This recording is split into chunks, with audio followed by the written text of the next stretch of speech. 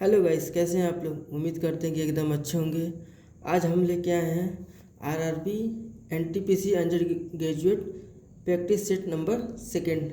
ठीक, इस पहले प्रैक्टिस में हमने 40 क्वेश्चन कराए थे जीके जीएस के, जो कि बहुत काफ़ी महत्वपूर्ण थे। आइए चलते हैं प्रैक्टिस सेट नंबर सेकंड पर। ठीक, इससे पहला क्वेश्चन क्या कहता है हमारा, निम्नलिखित में से कौन 1324 से 1351 की अवधि के दौरान दिल्ली का शासक था।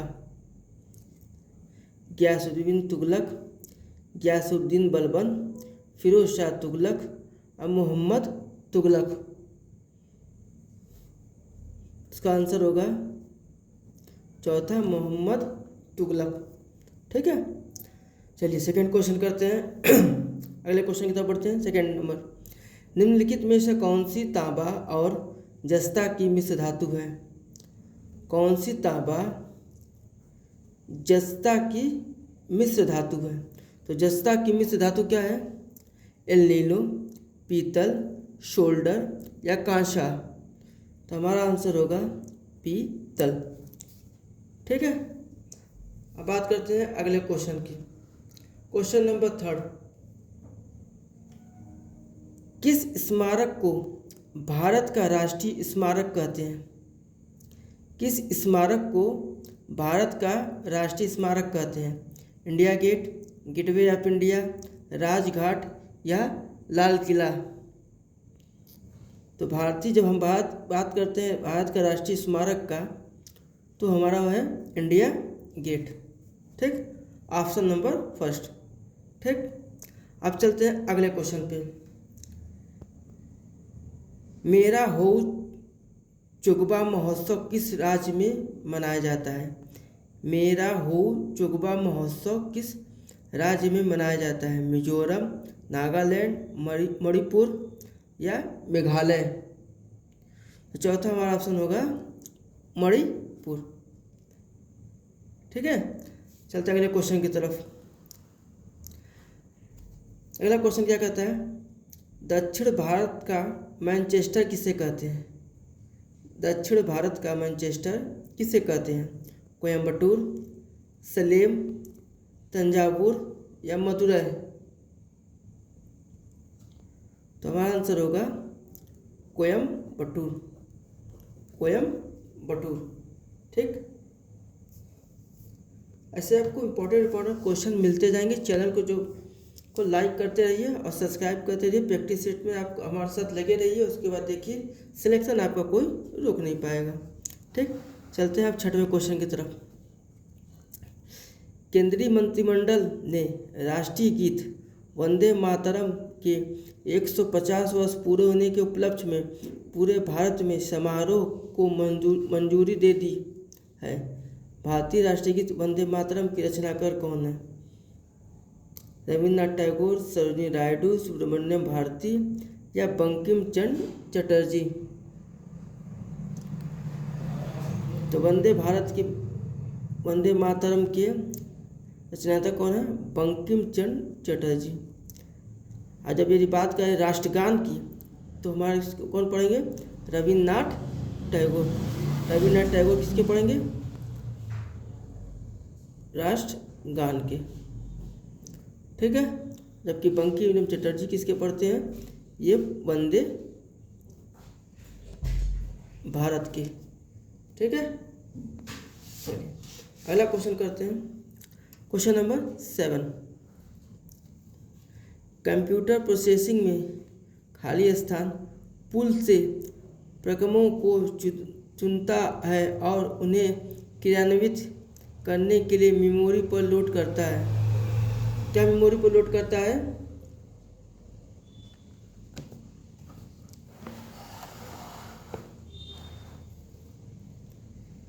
Job schedule, resources schedule, CPU schedule और चौथा है प्रोसेस शेड्यूल। तो ऑप्शन होगा हमारा जॉब शेड्यूल। ऑप्शन होगा हमारा जॉब शेड्यूल। ठीक है, आप चलते हैं अगले क्वेश्चन की तरफ। क्वेश्चन नंबर 8वां, अगले यूनेस्को महानिदेशक के रूप में किसे नामित किया गया। अगले यूनेस्को महानिदेशक के रूप में किसे नामित किया गया? आंड्रे ओजेले, खालिद अल अनानी, इरीना बोकोवा या हम बिन खलीफा? तो ये हमारे हैं खालिद अल अनानी। कौन है? खालिद अल अनानी। ठीक, चलते क्वेश्चन नंबर 9 पे। हिमालय पर्वत किस प्रकार के पर्वत का उदाहरण है? परतदार पर्वत, ब्लॉक पर्वत, प्राचीन पर्वत या अपशिष्ट पर्वत? तो हमारा है यहाँ पे परतदार पर्वत। ठीक है, चलिए क्वेश्चन नंबर 10 पे चलते हैं। कुछ इसमें क्वेश्चन करंट अफेयर के भी हैं जो कि इस प्रैक्टिस सेट में हमने डाले हुए हैं और आपके लिए काफ़ी कारगर साबित भी होने की उम्मीद है। ठीक है, चलिए अगला क्वेश्चन क्या कहते हैं। क्वेश्चन नंबर 10 करंट अफेयर क्या? अक्टूबर 2025 के अंतर्राष्ट्रीय प्रकृति संरक्षण संघ का सबसे नया राज्य सदस्य कौन बना? जॉर्जिया, आर्मेनिया, अजरबैजान या यूक्रेन? तो आर्मेनिया। ठीक है, चलिए अगला क्वेश्चन करते हैं। क्वेश्चन नंबर 11 पर। सूर्यास्त के बाद पृथ्वी की सतह के निकट वायु किस कारण ऊष्मा प्राप्त करती है? सूर्यापतन, स्थलीय विकिरण, चालन या संवहन? तो हमारा आंसर होगा स्थलीय विकिरण। ठीक है, चलिए बात करते हैं क्वेश्चन नंबर, चलते हैं 12वां पे। क्वेश्चन 12 क्या कहता है हमारा? भारत में किस राज्य में संपीड़ित बायोगैस और पोटास कड़ी का उत्पादन के लिए अपनी पहली सहकारी संचालित परियोजना शुरू की है? भारत ने किस राज्य में बायोगैस और पोटास कड़ी का उत्पादन के लिए अपनी पहली सरकारी संचालित परियोजना शुरू की है?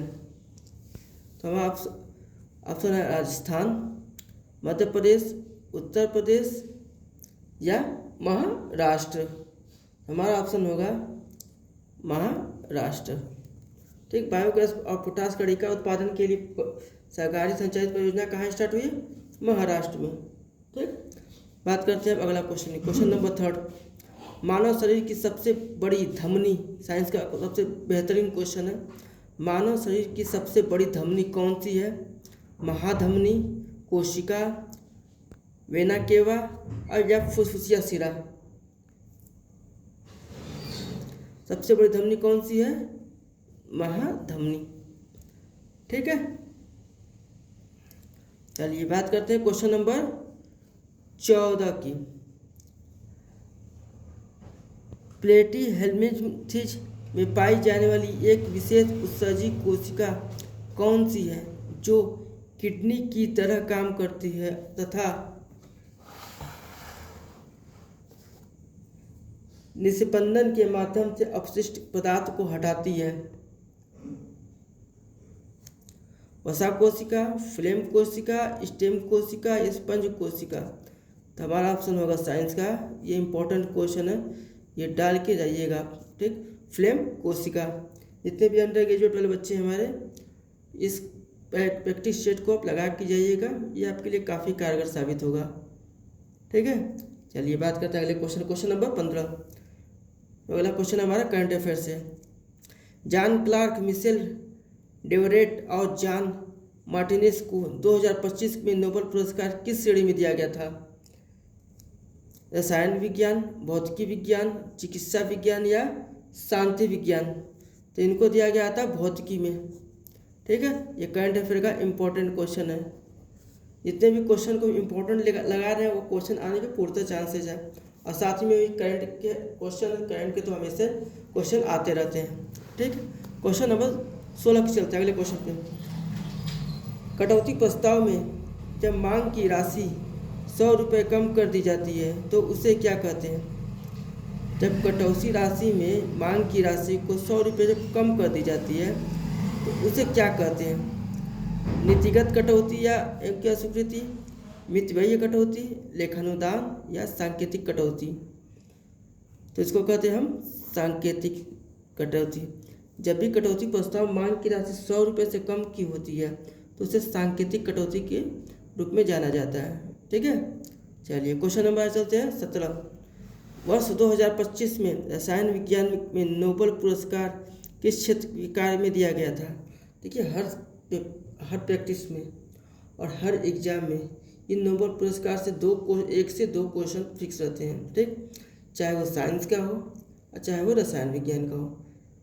ठीक, देखिए अभी इससे पहले भी हमने आपको नोबेल पुरस्कार किया गया था जो कि भौतिकी में था। क्वेश्चन नंबर हम 15 के आसपास। ठीक, ये देखिए 15 पे था, इम्पोर्टेंट किया ना। जितने भी नोबेल पुरस्कार वाले हैं इनको आप इम्पोर्टेंट करके जाइएगा। ठीक है, तो ऑप्शन है जैव प्रौद्योगिकी के विकास के लिए, नैनो तकनीकी के शोध के लिए, कृत्रिम बुद्धिमत्ता आधारित रासायनिक विश्लेषण के लिए या धातु कार्बनिक ढांचों के विकास के लिए। तो धातु कार्बनिक ढांचों के विकास के लिए। ठीक है, चलिए बात करते हैं अगले क्वेश्चन की। 18वां अगला क्वेश्चन क्या कहता है? बेटन कप निम्नलिखित में से किस खेल से संबंधित है? बेटन कप किस खेल से संबंधित है? फुटबॉल, हॉकी, क्रिकेट या वॉलीबॉल? तो ये हमारा होता है हॉकी से। ये भी इम्पोर्टेंट क्वेश्चन है क्योंकि खेल जगत से यदि आपको क्वेश्चन ना पूछे ऐसा कोई एग्जाम बनता नहीं है। ठीक है, खेल जगत से 1 से 2 क्वेश्चन तो आपको आना फिक्स है। ठीक, अगला क्वेश्चन है विश्व पैरा एथलेटिक्स चैंपियनशिप 2025 में भारत में कुल कितने पदक जीते थे? कितने जीते थे? 20, 22, 18, 24। बताइए 20, 22, 18, 24। तो यार ऑप्शन नंबर बी। ठीक है, कितना हो गए? 22। चलिए चलते हैं अगले क्वेश्चन पे। चलिए बात करते हैं अगले क्वेश्चन की। Question number 20। नाइट्रीकरण किसे परिवर्तित करने की जैविक प्रक्रिया है? नाइट्रीकरण किसे परिवर्तित करने की जैविक प्रक्रिया है? N2O को नाइट्रेट में, N2O को नाइट्राइट में या अमोनिया को नाइट्राइट में या अमोनिया को N2 में? जिसका आंसर होगा हमारा अमोनिया से नाइट्रेट में। ठीक है, चलिए अगला क्वेश्चन है करंट अफेयर का जो कि इम्पोर्टेंट क्वेश्चन है। ठीक है, विश्व बैंक ने वित्त वर्ष 2026 में भारत के विकास अनुमान को बढ़ाकर कितना कर दिया है? विकास अनुमान कितना कर दिया गया है? 6.6, 6.7, 6.8 या 6.5? तो हमारा आंसर होगा करंट अफेयर का सबसे बेहतरीन क्वेश्चन है 6.5। जितने भी बच्चे हमारी वीडियो देख रहे हैं कृपया करंट अफेयर पर पकड़ बना के चलिएगा। आज इनका करंट अफेयर का नोट्स नहीं हो चैनल को लाइक करें और हम इनको बेहतरीन नोट्स देने की कृपया करेंगे। ठीक, चलिए बात करते हैं अगला क्वेश्चन नंबर 22 का। तो कौन सा भारतीय स्टॉक एक्सचेंज अपना खुद का प्रारंभिक सार्वजनिक प्रस्ताव IPO लॉन्च करने की योजना बना रहा है? Saurashtra Kutch stock exchange, national stock exchange, Cochin stock exchange या बॉम्बे स्टॉक एक्सचेंज जिसको हम BSE भी कहते हैं। ठीक है, तो कौन बना रहा है? तो आपको बना रहा है नेशनल स्टॉक एक्सचेंज BSE। ठीक, अगला क्वेश्चन करते हैं क्वेश्चन नंबर 23। एक मिश्र धातु किसका एक उदाहरण है? ठीक, कोलाइडे विलयन का, पायस का, ठोस विलयन का या विविध मिश्रण का? ठीक, तो किसका विलयन है ये ठोस विलयन का। ठीक है, चलिए बात करते हैं अगले क्वेश्चन की। चंद्रगुप्त मौर्य था क्या था? अशोक का परदादा, अशोक का भाई, अशोक का पिता या अशोक का दादा? तो ये था हमारा अशोक का दादा। ठीक, ये क्वेश्चन तो इजी है बट क्वेश्चन इंपॉर्टेंट मान सकते हैं इसको आप। अगला क्वेश्चन पे चलते हैं क्वेश्चन नंबर 25। किस राज्य सरकार ने सभी 25 जिलों में स्वदेश मेले का आयोजन शुरू किया था?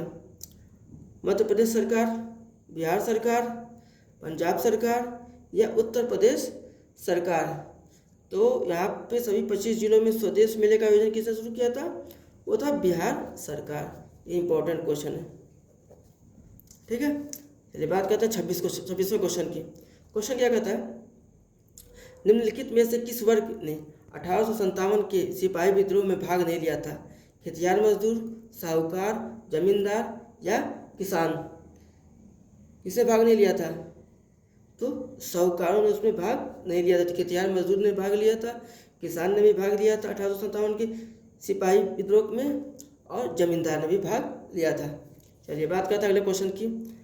यदि घोल के धातु में ए तथा धातु बी को प्रतिस्थापित करती है तो धातु ए बी की तुलना में अधिक प्रतिक्रियाशील होगा, बी की तुलना में कम प्रतिक्रियाशील होगा, या बी की तुलना में भारी है, या बी की तरह एकमात्र ही प्रक्रिया है? तो इसका आंसर होगा बी की तुलना में अधिक प्रतिक्रियाशील है। ठीक है, चलिए बात करते हैं क्वेश्चन नंबर नेक्स्ट 28वां। ठीक है, 28वां क्वेश्चन क्या कहता है? निम्नलिखित में से कौन सा अम्ल है? निम्नलिखित में से कौन सा अम्ल है? H2O, H2SO4, NaCl या Na2CO3? तो कौन सा इसमें अम्ल है बताइए? H2SO4। क्या है? H2SO4। चलिए, हम यहाँ अब तक हमने 28 प्रैक्टिस सेट में 28 क्वेश्चन कराए। 2800 क्वेश्चन आप रट के जाइएगा एग्जाम से पहले। जितने भी हम प्रैक्टिस सेट कराते हैं उस प्रैक्टिस सेट को आप रट के जाइएगा, सिलेक्शन तो आपके कदम चूमेगी। चलिए बात करते हैं क्वेश्चन नंबर 29 की। अजंता तथा एलोरा की गुफाएं कहाँ है? अजमेर, औरंगाबाद, पटना, जयपुर? बताइए। अजंता एलोरा कहाँ है? औरंगाबाद। औरंगाबाद कहाँ पे है? महाराष्ट्र में। ठीक है, ये भी ऑप्शन पूछ सकता है। ठीक है, अगला बात करते हैं क्वेश्चन नंबर 30 की। किस देश ने अपना सबसे शक्तिशाली परमाणु मिसाइल हवांगशोंग 20 का अनावरण किया था? किस देश ने अपना शक्तिशाली परमाणु मिसाइल हवांगशोंग 20 का अनावरण किया था? दक्षिण कोरिया, चीन, जापान या उत्तर कोरिया? तो किसने किया था? ये उत्तर कोरिया ने किया था। चलिए ठीक, अब बात करते हैं 31वां क्वेश्चन की। भारत का अमर राष्ट्रीय वंदे मातरम, राष्ट्रीय गीत वंदे मातरम वो किसने लिखा था? देखिए इससे पहले अभी जस्ट थोड़ी देर पहले इस चीज़ को बताए थे। ठीक है, किसने लिखा था बताइए? तो ये क्वेश्चन रिपीट है, अब बंकिम चंद्र चटर्जी ने। क्वेश्चन आप आंसर बोलने की ज़रूरत नहीं है क्योंकि क्वेश्चन ये रिपीट है। अब इससे पहले भी क्वेश्चन नंबर ये हम करा चुके हैं। ठीक है, बात करते हैं 32 जो कि इम्पोर्टेंट है, करंट अफेयर के पर्पज से भी इम्पोर्टेंट है, ऐसे क्वेश्चन भी इम्पोर्टेंट है। विश्व व्यापार संगठन के अनुसार 2026 के लिए संशोधित वैश्विक व्यापार वृद्धि पूर्वानुमान क्या है? 1.8, 2.4%, 0.5% या 0.9%? कितना बताइए? यह है 0.5%। वैश्विक स्तर पर व्यापार वृद्धि कितना ही है। ठीक, अब बात करते हैं अगला क्वेश्चन, क्वेश्चन नंबर 33। क्या कहता है क्वेश्चन? निम्नलिखित में कौन सा कथन प्रयोग करने के लिए गलत होता है? एक यौगिक एक परमाणु है, एक तत्व एक मोल है, एक तत्व एक मोल है, सही है। एक यौगिक एक मोल है, ये भी सही है। एक तत्व एक परमाणु है, ये भी सही है। तो हमारा गलत क्या हो गया? एक यौगिक एक परमाणु है, ये नहीं हो सकता। ठीक है, अगला बात करते हैं क्वेश्चन नंबर 34 की। क्वेश्चन क्या कहता है? निम्न में से कौन सा जीव पुनर्जन्म और मुकुलन द्वारा प्रजनन करता है? खमीर, प्लाज्मोडियम, हाइड्रा या फ्लेनेरिया? तो ये हमारा हो जाएगा question number option number 3। Question number 34 का ऑप्शन नंबर 3 इसका आंसर होगा हाइड्रा। चलिए क्वेश्चन नंबर हम चलते हैं 35 पर। क्वेश्चन नंबर 35 पर। ठीक है, क्वेश्चन क्या कहता है 35? 2025 का साहित्य नोबेल पुरस्कार उनके प्रभावशाली और दूरदर्शी कार्यों के लिए तथा सर्वनाशी आतंक के बीच कला की शक्ति का पुष्टि करते हैं। हांगकांग, सेल्मा लिंगरलोफ, लाजलो, क्रांजो होकोई या ग्रेवियर गार्सिया मार्केज? ये लाजलो राजनो है, कई नाम भी काफ़ी अजीब है। चलिए बात करते हैं क्वेश्चन नंबर 36 की। अगला क्वेश्चन है, क्वेश्चन नंबर क्या कहता है, ऑटोमोबाइल की जो बैटरी के लिए कौन सा अम्ल का यूज किया जाता है या प्रयुक्त होता है। तो ऑप्शन है हमारा सल्फ्यूरिक अम्ल, हाइड्रोक्लोरिक अम्ल, नाइट्रिक अम्ल या साइट्रिक अम्ल। तो हमारा होता है सल्फ्यूरिक अम्ल, यानी जो ऑटोमोबाइल की बैटरी होती है उसमें हम सल्फ्यूरिक अम्ल का प्रयोग करते हैं। इंपॉर्टेंट मान के चलिए, भी क्वेश्चन बहुत इंपॉर्टेंस है। ठीक, अगला बात करते हैं क्वेश्चन नंबर 37। तो 2025 में नोबेल शांति पुरस्कार किस देश की मारिया कोरिना मचाडो ने जीता है। ठीक, ये किस देश की है मारिया कोरिना मचाडो, यह है कोरिना। ऑप्शन है ऑस्ट्रेलिया, जापान, स्वीडन या वेनेजुएला। तो यह है वेनेजुएला की। देखिए ये नोबेल शांति पुरस्कार से ये तीसरा क्वेश्चन है अब तक में प्रैक्टिस सेट में। तो आप मान सकते हैं कि हर एग्जाम में कम से कम 3 क्वेश्चन आपको नोबेल पुरस्कार से फिक्स है। ठीक, अब बात करते हैं 38 क्वेश्चन क्या कहता है।